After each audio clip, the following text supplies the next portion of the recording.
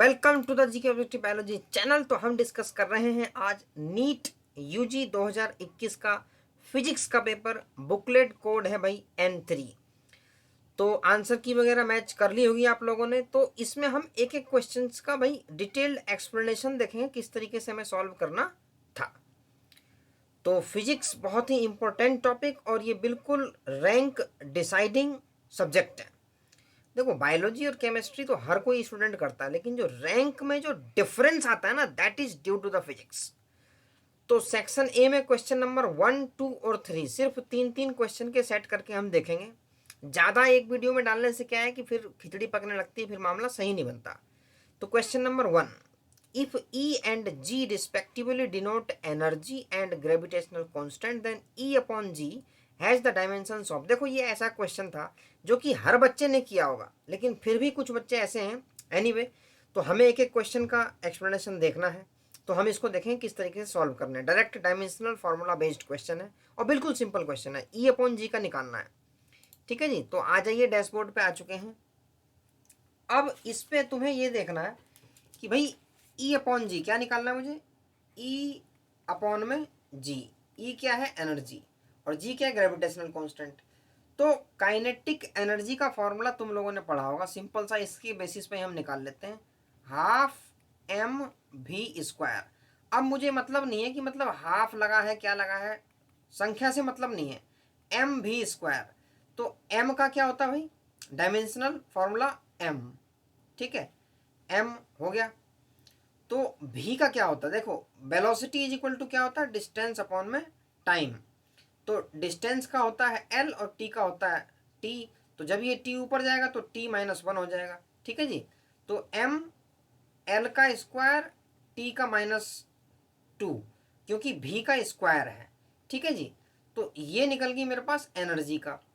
अब gravitational force का जो आपने फॉर्मूला पढ़ा होगा, F is equal to G m1, ठीक है, m2 बाई डिस्टेंस या फिर r का स्क्वायर। ये फॉर्मूला आप लोगों ने पढ़ा है, सिंपल सा फॉर्मूला है भाई।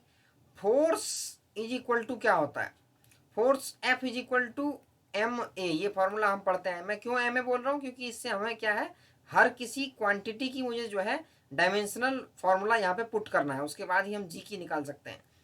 तो जी की वैल्यू निकाल लो पहले, F R square m1 m2। F is equal to क्या है भाई, मास इंटू एक्सेलरेशन आर का square divided by m1 m2।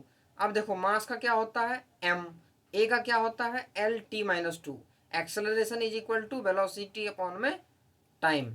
ठीक है जी, तो वेलोसिटी का क्या होता है, अभी हमने देखा L t-1, नीचे का t ऊपर जाएगा तो t-2, इसलिए L t-2 लिखा। r का मतलब क्या हो गया, r का मतलब डिस्टेंस, डिस्टेंस मतलब l का स्क्वायर डिवाइडेड बाई, देखो एक m यहाँ से आएगा एक m यहाँ से आएगा, तो m की पावर 2 हो जाएगी। अब देखो ये m जब ऊपर जाएगा तो यहाँ ये जाके -2 में हो जाएगा, तो m की पावर -1 हो जाएगी और ये कट जाएगा। तो ये आ गया हमारे पास g का हिसाब किताब। अब मुझे क्या निकालना है, E अपॉन में G निकालना है। तो E की वैल्यू क्या है भाई, E की वैल्यू है m L2t-2, ये देखो ना यहाँ लिखी हुई है मैंने। उसके बाद नीचे क्या है भाई, m-1, ठीक है, ये G की है, L t की पावर -2 और L की 2। अब देखो ये माइनस का m है, ऊपर जाके प्लस हो जाएगा। ठीक है जी, तो m की वैल्यू कितनी हो जाएगी, 2।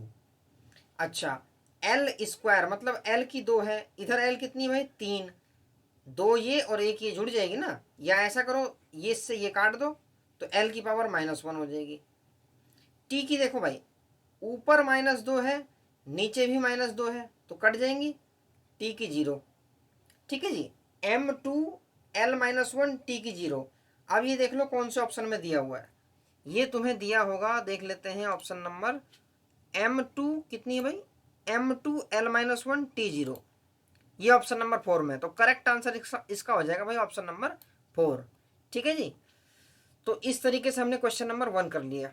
अब आ जाओ क्वेश्चन नंबर 2 पे। सिंपल क्वेश्चन है डायरेक्ट।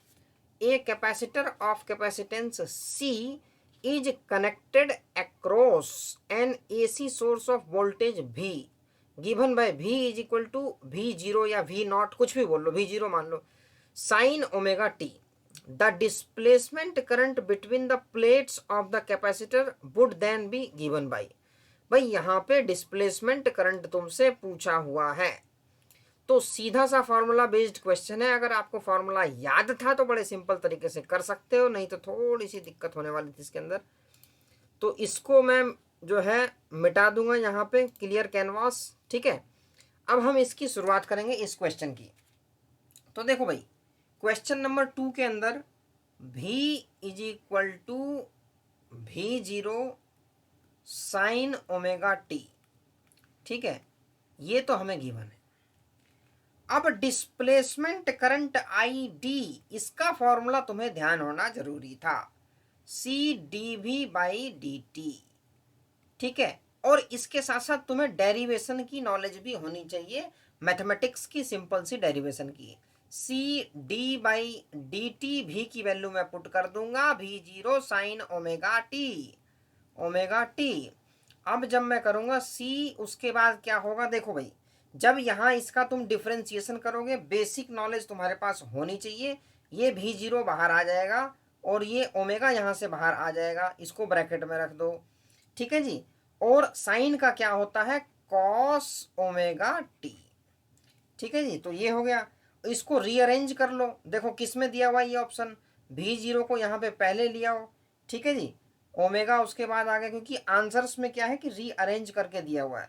उसके बाद c को लिख लो, फिर कॉस ओमेगा टी, ठीक है। ये हो गया तुम्हारा करेक्ट आंसर। आप देखेंगे किसके अंदर है ये ऑप्शन, तो ये है तुम्हारा option number v0 omega C, उसके बाद फिर कॉस ओमेगा टी, ये ऑप्शन नंबर 4 में, ये भी ऑप्शन नंबर 4 में है। तो करेक्ट आंसर इसका चौथा हो गया क्वेश्चन नंबर 2 का भी।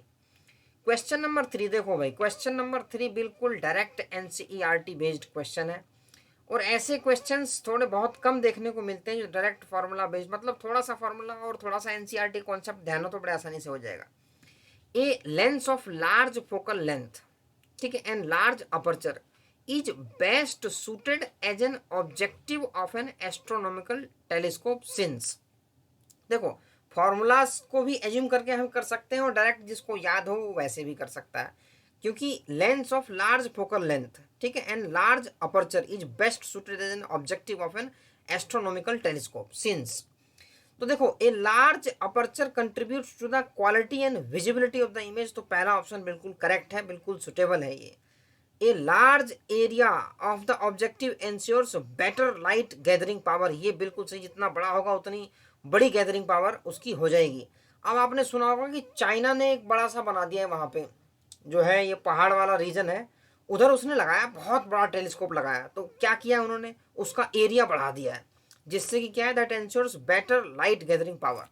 तो चाइना आई थिंक लीडिंग, और there is some other country, ये थोड़ा सा चेक करना पड़ेगा, लेकिन ये अभी रिसेंटली न्यूज में था कि बहुत बड़ा सा टेलीस्कोप लगाया, बहुत पैसा उसमें खर्च हुआ है, तो ये पॉइंट वहां से क्लियर हो गया। ए large aperture provides a better resolution, तो ये भी सही है भाई, लार्ज जितना होगा उतना ज़्यादा बेटर रिजोल्यूशन होगा, तो इसमें सारे ही करेक्ट हैं, ठीक है जी। तो क्वेश्चन नंबर 3 का जो है ये चौथा ऑप्शन करेक्ट हो जाएगा इसमें भी। तो ऑप्शन नंबर 4, तो क्वेश्चन नंबर 1, 2 और 3 भाई बैक टू बैक तीनों में ऑप्शन नंबर 4 करेक्ट है। तो 3 क्वेश्चन हमने कर लिए हैं, अगले 3 क्वेश्चन करके हम इस पूरे पेपर को करेंगे सॉल्व। तो फटाफट से चैनल को कर दो सब्सक्राइब, इस पे बायोलॉजी, केमिस्ट्री, फिजिक्स तीनों सब्जेक्ट की बहुत बढ़िया वीडियोस हैं, प्रीवियस ईयर क्वेश्चंस हैं, और नीट के लिए बिल्कुल डायरेक्टली हेल्पफुल होने वाली है। तो फटाफट से चैनल को सब्सक्राइब कर दें।